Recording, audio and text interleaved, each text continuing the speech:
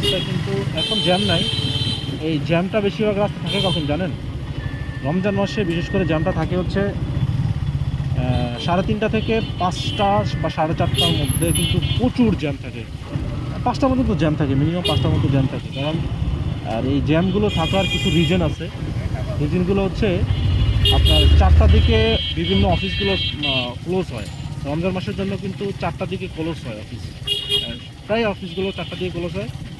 তো সবাই কিন্তু 4টার পর পর যখন রাস্তায় মুভ করে, তো তখন একটু জ্যামটা বেশি থাকে, এই জন্য রাস্তায় জ্যাম থাকে।